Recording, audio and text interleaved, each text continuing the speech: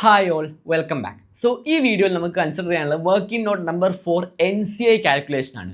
So NCI എന്താണെന്ന് നമ്മൾ detail ആയിട്ട് ഇനീഷ്യൽ വീഡിയോസ് പറഞ്ഞിട്ടുണ്ടായിരുന്നു. Non controlling interest. For example പറയുകയാണെങ്കിൽ ഒരു സബ്സിഡറി കമ്പനിയിൽ നിന്ന് എടുക്കുന്നതാണെങ്കിൽ ഒരു പാരന്റ് ഉണ്ടാവും. ലെറ്റ്സ് അസ്യൂം ദാറ്റ് ഒരു 80% ഹോൾഡ് ചെയ്യുന്നത് നമ്മളാണ്. 80% ഹോൾഡ് ചെയ്യുന്നത് നമ്മളാണ്.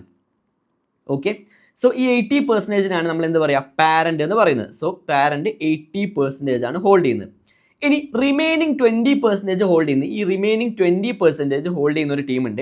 അവരെയാണ് നമ്മൾ എന്ത് പറയുന്നത്, 20% ഹോൾഡ് ചെയ്യുന്നവരുണ്ട്.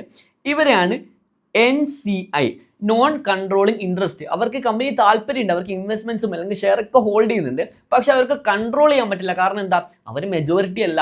അപ്പം അവരെയാണ് നമ്മൾ നോൺ കൺട്രോളിംഗ് ഇൻട്രസ്റ്റ്, കൺട്രോൾ ഇല്ലാത്തതുകൊണ്ട് നോൺ കൺട്രോളിംഗ് ഇൻട്രസ്റ്റ് എന്ന് പറയുന്നത്. സോ ഇവരെ നമ്മൾ എങ്ങനെയാണ് FSൽ ട്രീറ്റ് ചെയ്യുക എന്നുള്ളത് മൂവിങ് ഫോർവേഡ് ഫോർമാറ്റ് ഡിസ്ക്ലോസ് ചെയ്യുന്ന സമയത്ത് ഞാൻ ഡീറ്റെയിൽ ആയിട്ട് പറഞ്ഞുതരാം. സോ അവർ ഡിസ്ക്ലോസ് ചെയ്യേണ്ട ഒരു ഫിഗർ ഇല്ലേ, അതെങ്ങനെ കണ്ടെത്താം എന്നാണ് വർക്കിംഗ് നോട്ട് നമ്പർ 4 നമ്മൾ പറയുന്നത്. സോ ഈ വർക്കിംഗ് നോട്ട് നമ്പർ 4 നമ്മൾ എന്താ കണ്ടെത്തുന്നത്, NCI at the date of reporting. നമ്മൾ റിപ്പോർട്ട് ചെയ്യുന്ന ദിവസത്തിൽ കൺസോളിഡേറ്റഡ് FSൽ NCIന്റെ ഫിഗർ എത്രയാണ് വേണ്ടത് എന്നാണ് നമ്മൾ കണ്ടെത്താൻ പോകുന്നത് വർക്കിംഗ് നോട്ട് നമ്പർ 4. നമുക്ക് സ്റ്റാർട്ട് ചെയ്യാം. ഓക്കെ, സോ ഇവിടെ എപ്പോഴും ഫസ്റ്റ് എഴുതേണ്ട ഫിഗർ എന്ന് പറയുമ്പോൾ NCI at the date of acquisition. നമ്മൾ അക്വയർ ചെയ്യുന്ന ദിവസത്തിൽ fair value of NCI at the date of acquisition. നമ്മൾ അക്വയർ ചെയ്യുന്ന ദിവസത്തിൽ, നമ്മളെ കമ്പനീനെ അക്വയർ ചെയ്യുന്ന ദിവസത്തിൽ NCIന്റെ ഫെയർ വാല്യൂ എത്രയായിരുന്നു അത് വേണം നമ്മൾ ഫസ്റ്റ് എഴുതാൻ. ഇനി ഇത് എവിടെ കിട്ടുന്നല്ലേ, ഇത് ക്വസ്റ്റ്യനിൽ ഡയറക്ട്ലി ഗിവൺ ആയിരിക്കും. മെജോറിറ്റി ഓഫ് ദി FA ക്വസ്റ്റ്യൻസിലും ഡയറക്ട്ലി ഗിവൺ ആയിരിക്കും. ഇതേ സാധനമാണ് നമ്മൾ എവിടെ കണ്ടെത്തിയത്, ഇതേ സാധനം നമ്മൾ ഇതിന് മുമ്പ് യൂസ് ചെയ്തിട്ടുണ്ട്. Working note number 3 goodwill കാൽക്കുലേഷന്റെ സമയത്ത് നമ്മൾ ഇത് യൂസ് ചെയ്തിട്ടുണ്ടായിരുന്നു. നമുക്ക് നോക്കാം.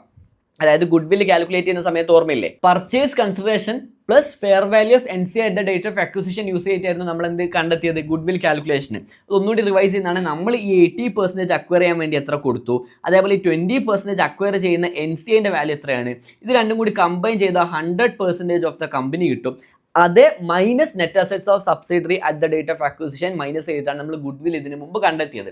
സോ ഈ ഫിഗർ, അതായത് ഞാൻ പറഞ്ഞു വരുന്നത് ഈ രണ്ടാമത്തെ ഫിഗർ, ഈ 20% ഈ ഫിഗർ ഉണ്ടല്ലോ, വർക്കിംഗ് നോട്ട് നമ്പർ 3 നമ്മൾ ഇതിന് മുൻപ് കണ്ടെത്തിയിട്ടുണ്ടാവും. സോ വർക്കിംഗ് നോട്ട് നമ്പർ 3 നമ്മൾ വൃത്തിക്ക് പ്രിപ്പയർ ചെയ്യുന്നെങ്കിൽ ആ ഫിഗർ ഡയറക്റ്റ്ലി എടുത്തിട്ട് ഇവിടെ എഴുതിയാൽ മതി.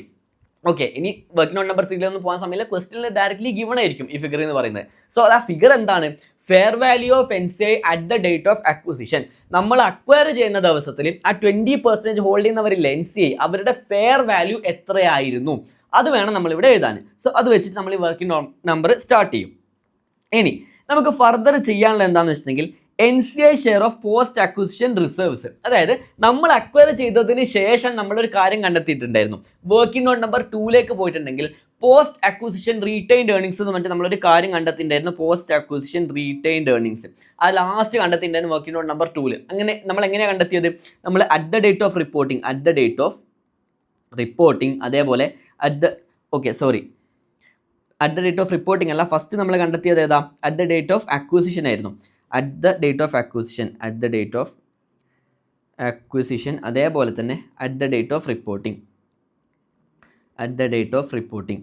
ഇത് നമ്മളിങ്ങനെ ഫിഗേഴ്സ് ഒക്കെ എഴുതി ലാസ്റ്റ് തമ്മിൽ ഡിഫറൻസ് രണ്ടും കൂടി എടുത്ത് എഴുതുന്നില്ലായിരുന്നോ, അതായിരുന്നു പോസ്റ്റ് അക്വിസിഷൻ റീറ്റെയിൻഡ് ഏർണിംഗ്സ് എന്ന്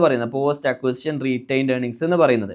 ഓക്കെ, സോ ഈ ഫിഗർ ഉണ്ടല്ലോ, പോസ്റ്റ് അക്വിസിഷൻ റീറ്റെയിൻഡ് ഏർണിംഗ്സ് എന്ന് പറയുന്ന ഫിഗർ, ഇത് എന്താ ടെക്നിക്കലി പറഞ്ഞാൽ സബ്സിഡറി കമ്പനി നമ്മൾ അക്വയർ ചെയ്തതിന് ശേഷം ഉണ്ടാക്കിയ റിസർവ് ആണ്, ലാഭമാണ്. അതിനാണ് നമ്മൾ പോസ്റ്റ് അക്വിസിഷൻ റീറ്റെയിൻഡ് ഏർണിംഗ്സ് എന്ന് പറയാം, അല്ലെങ്കിൽ പോസ്റ്റ് അക്വിസിഷൻ റിസർവ്സ് എന്ന് പറയാം. സോ ഇതിൽ ആർക്കൊക്കെയാണ് അവകാശമുള്ളത്, ഇത് നമുക്കുള്ളത് മാത്രമാണ്, അതായത് പാരന്റിന് മാത്രമാണോ, അല്ല. ഇവിടെ കൊടുത്തിരിക്കുന്ന പോലെ തന്നെ 80% പാരന്റിന് കൊടുക്കണം, അതേപോലെ ബാക്കിയുള്ള 20% ആർക്ക് കൊടുക്കണം, സബ്സിഡറിക്ക് കൊടുക്കണം. സോ ഈ പോസ്റ്റ് അക്വിസിഷൻ റീറ്റെയിൻഡ് ഏർണിംഗ്സ് നമ്മൾ വീതിക്കണം. ആർക്കൊക്കെ, പാരന്റിനും സബ്സിഡറിക്കായിട്ട്, ഞാൻ പറഞ്ഞത് തെറ്റി, സബ്സിഡറിക്കല്ല NCIക്ക് ആയിട്ട് വീതിക്കണം. സോ ഈ കേസിൽ പറയാൻ ഞാൻ റാൻഡംലി ഒരു ഫിഗർ എടുക്കുകയാണ്. ലെറ്റ്സ് സേ ഇവരുണ്ടാക്കിയ പ്രോഫിറ്റ് എന്ന് പറയുന്നത് 20 crores ആണ്. സോ 20 crores ആണ് ഇവരുണ്ടാക്കിയ പ്രോഫിറ്റ്. ഇതിൻ്റെ 80% ആർക്ക് കൊടുക്കണം, പാരന്റിന് കൊടുക്കണം. ബാക്കി 20% NCI എടുക്കണം. അത് വേണം നമ്മളിവിടെ എഴുതാൻ. ഓക്കെ, അത് വേണം നമ്മളിവിടെ എഴുതാൻ. സോ ഇവിടെ രണ്ടാമതായിട്ട് നമ്മൾ കണ്ടെത്തുന്ന ഫിഗർ എന്താണെന്ന് വെച്ചാൽ NCI ഷെയർ, അതായത് ഇവിടെ സ്പെസിഫിക്കലി പറഞ്ഞിട്ടുണ്ട് NCI share of post acquisition retained earnings. So നിങ്ങൾ വർക്കിംഗ് നോട്ട് നമ്പർ 2 കണ്ടെത്തിയ ഫിഗർ ഇല്ലേ, പോസ്റ്റ് അക്വിസിഷൻ റീറ്റെയിൻഡ് ഏർണിങ്സ് എന്ന് പറയുന്ന ഫിഗർ, അതിന്റെ NCIക്ക് അവകാശപ്പെട്ട പെർസെൻറ്റേജ് ഓഫ് ഷെയർ എത്രയാണോ അത് എടുത്തിട്ട് വാ, അതെനിക്ക് ഇവിടെ കാണിക്കുക എന്നാണ് പറഞ്ഞു വെച്ചിരിക്കുന്നത്. സോ ഈ കേസ് പ്രകാരമാണെങ്കിൽ 20ൻ്റെ എത്ര പെർസെൻറ്റേജാ, 20% തന്നെ. സോ 20 × 20% എന്ന് പറയുമ്പോൾ 4 crores ആണ് നമ്മൾ എന്ത് ചെയ്യേണ്ടത്, ഇവിടെ കാണിക്കേണ്ടത്. So initially let's assume that ഇവരുടെ ഓപ്പണിങ്ങിലുള്ള ഫിഗർ എന്ന് പറയുമ്പോൾ 20 crore ആയിരുന്നു. So 20 crore initially fair value ഉള്ള NCIൻ്റെ കൂടെ അവർക്ക് അവകാശപ്പെട്ട കമ്പനീൻ്റെ പ്രോഫിറ്റിൻ്റെ വിഹിതം എത്രയാണ്, 4 crores ആണ്. സോ അത് രണ്ടും കൂടി ആഡ് ചെയ്താൽ നമുക്ക് എന്ത് കിട്ടും, സിംപിളി പറഞ്ഞിട്ടുണ്ടെങ്കിൽ അക്വിസിഷൻ ഡേറ്റിൻ്റെ കൂടെ ഈ വർഷത്തെ പോസ്റ്റ് അക്വിസിഷൻ റിട്ടേൺസും കൂടി ആഡ് ചെയ്താൽ നമുക്ക് റിപ്പോർട്ടിംഗ് ഡേറ്റ് ഉള്ള ഈ ഫിഗർ എന്താ, റിപ്പോർട്ടിംഗ് ഡേറ്റ് ഉള്ള NCIൻ്റെ ഫിഗറാണ്, റിപ്പോർട്ടിംഗ് ഡേറ്റ് ഉള്ള NCI ആണ്. So NCI at the date of reporting നമ്മൾ കണ്ടെത്തി. സോ ഒന്നുകൂടെ ഈ വർക്കിംഗ് നോട്ട് സമ്മപ്പ് ചെയ്യുന്നതാണെങ്കിൽ അക്വിസിഷൻ ഡേറ്റുള്ള NCI ഫിഗർ ഉണ്ടാവും, അതിൻ്റെ കൂടെ പോസ്റ്റ് അക്വിസിഷൻ റിട്ടേൺ ഏർണിങ്സ് NCIക്ക് അവകാശപ്പെട്ട ഷെയർ നമ്മൾ കൊടുക്കും, അത് രണ്ടും കൂടി ആഡ് ചെയ്താൽ റിപ്പോർട്ടിംഗ് ഡേറ്റുള്ള ഫിഗർ നമുക്ക് കിട്ടും. സോ ഇത് കാണും നിങ്ങൾക്ക് തോന്നുന്നു ഭയങ്കര എളുപ്പമില്ല, ഇതിപ്പോൾ എന്താ ഇത്ര കോംപ്ലക്സിറ്റി, സത്യം പറഞ്ഞത് ഭയങ്കര എളുപ്പമാണ്, ഇതിൽ ഭയങ്കര കോംപ്ലക്സിറ്റിയും കാര്യങ്ങളൊന്നും വരാനില്ല. പക്ഷേ ഇവിടെ ബുദ്ധിമുട്ട് വരാനുള്ളത് ഇനിയും ഫർദർ അഡ്ജസ്റ്റ്മെൻറ്റ്സും കാര്യങ്ങളൊക്കെ ഇൻട്രാ ഗ്രൂപ്പ് ട്രാൻസാക്ഷൻസ് ഒക്കെ വരുന്ന സമയത്ത് അഡ്ജസ്റ്റ്മെൻറ്റ്സും കാര്യങ്ങളൊക്കെ നോട്ട് ചെയ്യാനുണ്ട്. അത് മൂവിങ് ഫോർവേഡ് ഒരു എക്സ്റ്റെൻഡ് കഴിയുമ്പോൾ നമ്മൾ പഠിക്കുള്ളൂ. ഫോർ ദ ടൈം ബീങ് ഇതാണ് ഏറ്റവും ബേസിക് ആയിട്ടുള്ള ഫോർമാറ്റ്, ഇത് നിങ്ങൾ പഠിക്കാൻ ശ്രമിക്കുക. ഇനി ഇതിനെ ബേസ് ചെയ്തിട്ട് നമുക്കൊരു ക്വസ്റ്റ്യൻ ചെയ്ത് നോക്കാം. ഓക്കെ, ഇത്രയും പഠിച്ച നോളജ് വെച്ചിട്ട് നമുക്കൊരു ക്വസ്റ്റ്യൻ ചെയ്ത് നോക്കാം. ഈ ക്വസ്റ്റ്യനിൽ റിക്വയർമെൻറ്റ് എന്താ ചോദിച്ചിരിക്കുന്നത്, in the consolidated statement of financial position of Gary group at 31st December 2019 what amount should appear in NCI, അതായത് റിപ്പോർട്ടിംഗ് ഡേറ്റിൽ NCIൻ്റെ ഫിഗർ ആയിട്ട് നോൺ കൺട്രോളിംഗ് ഇൻട്രസ്റ്റിൻ്റെ ഫിഗർ ആയിട്ട് എത്രയാണ് വരേണ്ടത്, ബാലൻസ് ഷീറ്റിൽ വരേണ്ടത് എന്നുള്ളതാണ് ക്വസ്റ്റ്യൻ. സോ ഇത് ബാലൻസ് ഷീറ്റിലാണ് വരിക, എവിടെയാണ് വരിക എന്നും ഞാൻ പറഞ്ഞിട്ടില്ല. ആകെ ഞാൻ പറഞ്ഞത് എന്താ, വർക്കിംഗ് നോട്ട് നമ്പർ 4 ചെയ്ത റിപ്പോർട്ടിംഗ് ഡേറ്റിൽ കിട്ടേണ്ട NCIൻ്റെ ഫിഗർ നിങ്ങൾക്ക് കണ്ടെത്താൻ സാധിക്കും, അതാണ് നമ്മളിവിടെ കണ്ടെത്തേണ്ടത്. Okay, so working note number 4 നിങ്ങൾ ചെയ്താൽ മതി. നമുക്ക് ക്വസ്റ്റ്യൻ വായിക്കാം. അപ്പം എല്ലാവരും പോസ് ചെയ്തിട്ട് ക്വസ്റ്റ്യൻ ചെയ്ത് സെൽഫായിട്ട് ട്രൈ ഔട്ട് ചെയ്ത് നോക്കുക, എന്നിട്ട് ശേഷം മാത്രം എന്ത് ചെയ്യാൻ ഞാൻ എക്സ്പ്ലനേഷൻ ചെയ്യുന്നത് നോക്കുക. Okay, so at 1st January 2016 Gary company acquired 60% of the share capital of Barlow company. So Gary company G company ഉണ്ടായിരുന്നു, G കമ്പനി എന്ത് ചെയ്തു, B കമ്പനീൻ്റെ 16% അക്വയർ ചെയ്തു. ഡേറ്റ് എന്നതിൻ്റെ 1st January 2016 ആണ്. ഓക്കെ, എത്രയാണ് വാങ്ങിയത്, ഫോർ $35,000. സോ $35,000 ആണ് കൊടുത്തത്, $35,000 ആണ് കൊടുത്തത്, അതും ഡയറക്റ്റ്ലി തന്നിട്ടുണ്ട്. ഇനി at the date the share capital of Barlow company consists of 20,000 equity shares of $1 each. അതായത് $1 പാർ വാല്യൂ വരുന്ന 20,000 ഇക്വിറ്റി ഷെയർസ് ആയിരുന്നു ആർക്കുള്ളത്, ഇവിടെ ബാർലോ കമ്പനിക്ക് ഉള്ളത്, നമ്മൾ അക്വയർ ചെയ്യുന്ന ദിവസം. ആൻഡ് ഇറ്റ്സ് റിസർവ്സ് വേർ, അവരുടെ റിസർവ്സ് ബാക്കിയുള്ള, അതായത് ഷെയർ ക്യാപിറ്റൽ അല്ലാതെ ബാക്കിയുള്ള റിസർവ്സ് റിട്ടേൺ ഏർണിങ്സും കാര്യങ്ങളൊക്കെ ആയിട്ട് എത്രയുള്ളത്, 10,000 ആയിരുന്നു. സോ 10,000 ആയിരുന്നു.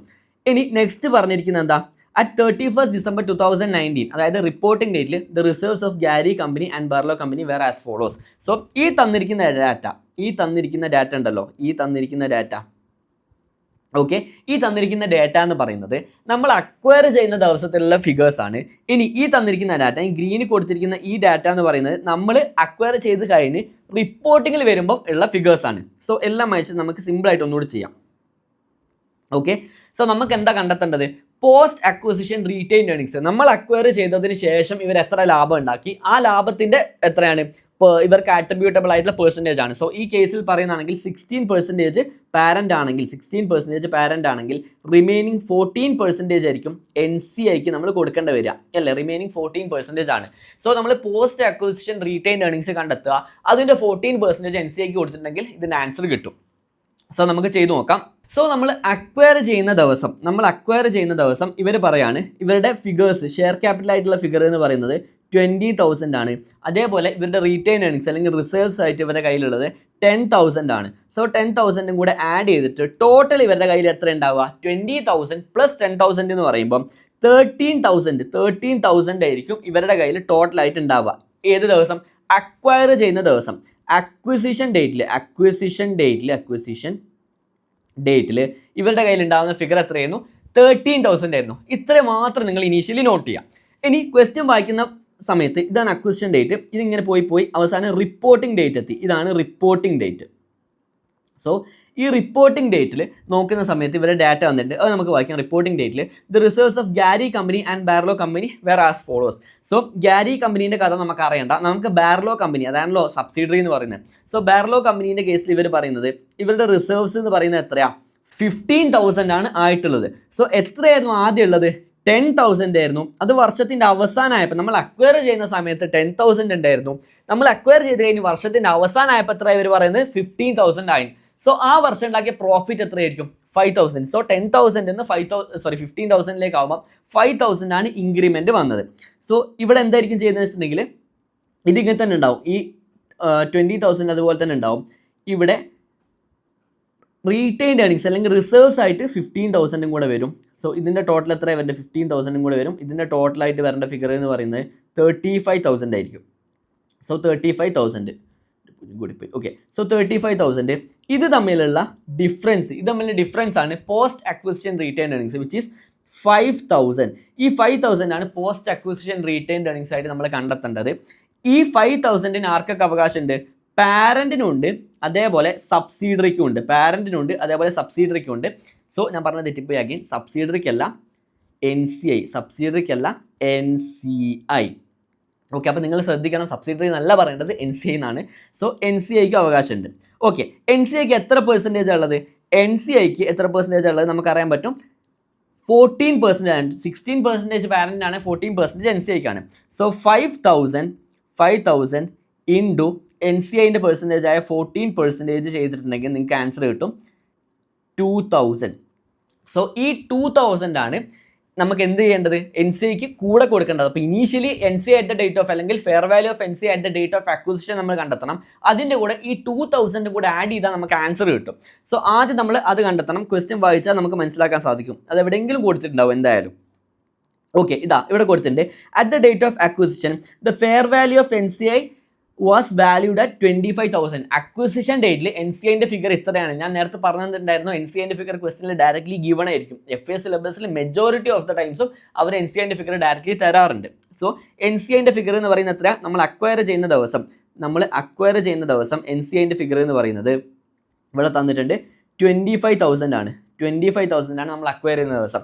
നമ്മൾ അക്വയർ ചെയ്തതിന് ശേഷം കമ്പനി മൊത്തമായിട്ട് $5,000 ലാഭം ഉണ്ടാക്കി. ഈ $5,000 40% NCI, ബാക്കി 60% പാരൻറ്റ്. സോ 40% എത്രയാണ് വരുന്നത്, 2,000 ആണ്. 2,000 ആണ്. ഓക്കെ, സോ 2,000 നമ്മൾ കണ്ടെത്തി. അപ്പോൾ ഇത് രണ്ടും കൂടി ആഡ് ചെയ്തിട്ട് 25,000 പ്ലസ് 2,000 എന്ന് പറയുമ്പം നമുക്ക് കിട്ടുന്ന ആൻസർ എത്രയാണ്, 27,000 ആണ്. ഈ 27,000 ആണ് നമുക്ക് ആൻസർ ആയിട്ട് വിച്ച് ഈസ് ഓപ്ഷൻ ബി കിട്ടേണ്ടത്. ഇവിടെ നമ്മളോട് ചോദിച്ച ക്വസ്റ്റ്യൻ ഒന്നുകൂടി റിക്വയർമെൻറ്റ് ഞാൻ വായിക്കാണ്. ഇതിൻ്റെ കൺസോളിഡേറ്റഡ് FSൽ നമ്മളോട് ചോദിച്ചിരുന്ന ഗാരി ഗ്രൂപ്പ് അവരുടെ ഇയർ എൻഡിൻ്റെ സമയത്ത് റിപ്പോർട്ടിംഗ് ഡേറ്റിൽ NCIൻ്റെ ഫിഗർ ആയിട്ട് എത്രയാണ് കാണിക്കേണ്ടത് എന്നായിരുന്നു ക്വസ്റ്റ്യൻ. അതാണ് നമ്മളിവിടെ കണ്ടെത്തിയത്, 27,000. അതെങ്ങനെയായിരുന്നു നമ്മൾ കണ്ടെത്തിയത്, ഇനീഷ്യലി നമ്മൾ അക്വയർ ചെയ്യുന്ന ദിവസത്തിലുള്ള ഫിഗർ ക്വസ്റ്റ്യനിൽ തന്നിട്ടുണ്ട്.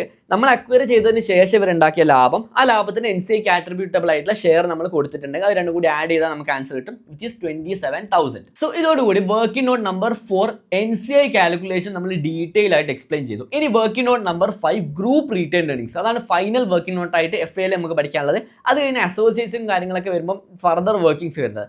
ഈ 5 വർക്കിംഗ്സ് ആണ് ഏറ്റവും ഇമ്പോർട്ടൻ്റ് ആയിട്ടുള്ളത്. സോ 5ാമത്തെ working note group retained earnings നമുക്ക് നെക്സ്റ്റ് വീഡിയോയിൽ കവർ ചെയ്യാം. So move to the next video.